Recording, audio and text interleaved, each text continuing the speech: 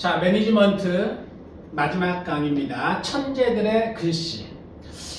이 강의를 왜 준비했을까요? 우리 아이들의 글씨에 대해서 부모님들의 관심이 매우 큽니다. 글씨를 잘 썼으면 좋겠다 라는 생각이 많아요. 그런데 우리 아이들이 글씨를 잘 쓰는 아이도 있지만 글씨를 막 날려서서 본인도 못 알아보고 남도 못 알아보는 글씨를 쓰는 아이들이 꽤 많습니다. 그러면서 또 어떤 아이들은 어떤 아이들이 하는 얘기를 들었는데요. 아니 천재들 천재들이 글씨를 잘 썼을까요? 뭐 이런 얘기를 하기도 합니다.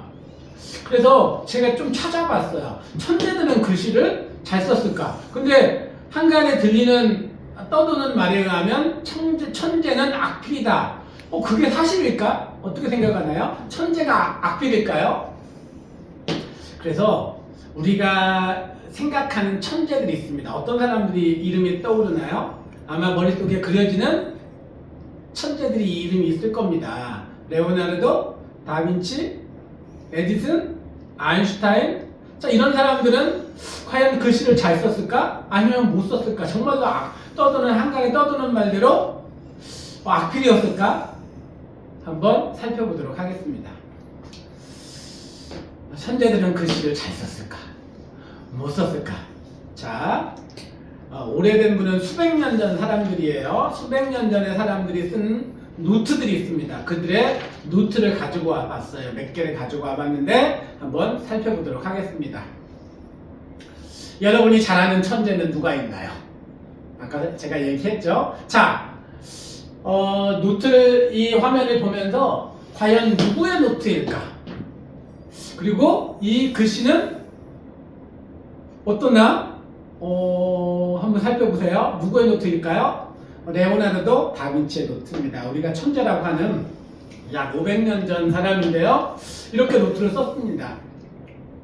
글씨를 잘 썼나요? 못 썼나요? 못 썼다고 생각하는 사람도 있고 나름대로 괜찮다 이렇게 생각하는 사람도 있을 거예요. 자, 결론은 아직 내리지 않겠습니다. 다음 거 보겠습니다. 두 번째, 이것도 마찬가지로 레오나르도 다빈치의 노트입니다. 여기에는 천재적인 그의 아이디어가 지금 담겨져 있습니다. 노트에는 사실은 두 가지의 개념이 있어요. 노트는 메모로서의 노트가 있기도 하고요. 또 하나는 정리하는 재별로서의 노트의 방법적인 측면에서 둘로 나눌 수 있습니다. 어떤 것은 메모고 어떤 것은 재별, 정리입니다. 어떨까요? 제가 볼 때는 굉장히 잘 정리된 노트로 지금 보입니다. 마치 메모처럼 보이지만 상당히 잘 정리된 노트입니다. 이건 누구의 노트일까요? 이건 감 잡기가 좀 쉬울 것 같습니다. 바로 전등이죠. 누굴까요? 에디슨의 노트입니다. 토머스 에디슨의 노트예요. 에디슨이 전구를 발명하기 전 그의 구상을 그림으로 표현하는 노트입니다. 메모인 것 같기도 하고 아니면 잘 정리된 실험 연구 아이디어인 것처럼 보이기도 합니다. 다음 노트 한번 볼게요. 누구의 노트일까요? 과학자의 노트인 것처럼 보이죠? 바로 엘버트 아인슈타인의 노트입니다. 아인슈타인은 노트 정리를 잘했을까요? 글씨도 잘 썼던 것으로 보입니다. 아인슈타인을 연구하는 사람들에 따르면은 이런 연구가 있었어요. 아인슈타인이 죽기 전에 무엇을 했을까에 대해서 찾아봤는데 죽기 전까지 노트 정리를 하고 있었다라는 말이 있습니다. 그의 책상에 갔더니 막 쓰다가만 마지막 노트가 남아 있더라는 겁니다. 그걸 보니까 마지막까지 노트를 썼구나. 그리고 매우 정리가 잘 돼 있다는 것도 알 수가 있죠. 아이작 뉴턴의 노트입니다. 세상을 변화시켰던 노트 가운데 하나인데요. 오래된 노트라 약간 얼룩이져 있긴 하지만 그래도 내용들을 보면 굉장히 잘 정리되어 있다는 것을 알 수가 있죠. 자, 이건 누구의 노트일까요? 진화론을 연구한 찰스 다윈의 노트입니다. 옆에 보면 막 뭔가를 끄적끄적 메모에 해놓은 것처럼 보이기도 하고 어떤 아이디어를 정리해 놓은 것처럼 보이기도 합니다.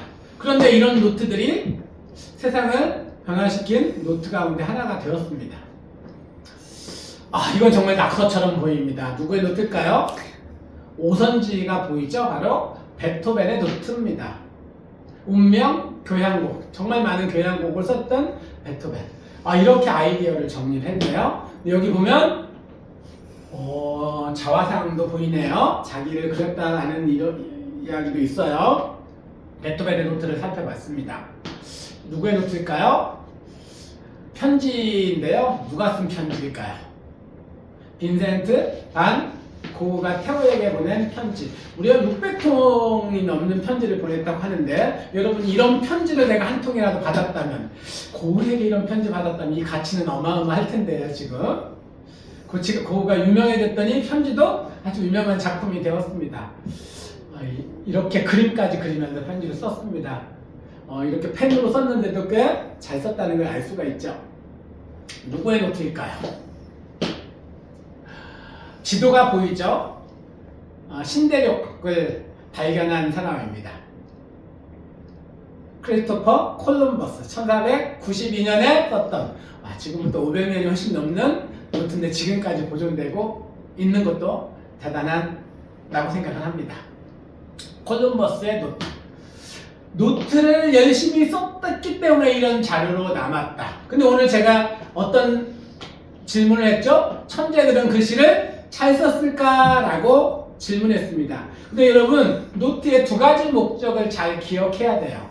하나는 내가 보기 위한 것이고, 또 하나는 다른 사람에게 공유하기 위한 것이 있습니다. 내가 보는 것 정도의 노트라면 알아볼 수 있을 정도면 되지만, 다른 사람과 공유하기 위한 목적을 가진 글이라면 반드시 정자체로 쓴다.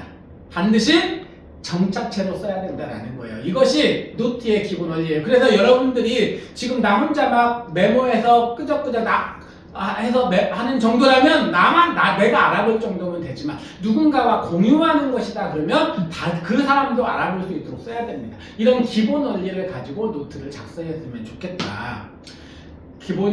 근본적으로 이제 글씨체라는 것이 있기 때문에 그것들을 바꾸기는 매우 어렵다라고 저는 인정합니다. 하지만 정성을 담는 것은 얼마든지 할 수 있다. 그래서 그 부분에 초점을 맞춰서 노트를 썼으면 좋겠다. 이 얘기를 꼭 드리고 싶네요. 한번 오늘 이야기를 듣고 느낀 점, 또 새롭게 배운 거 한번 소감을 한번 써보도록 하세요.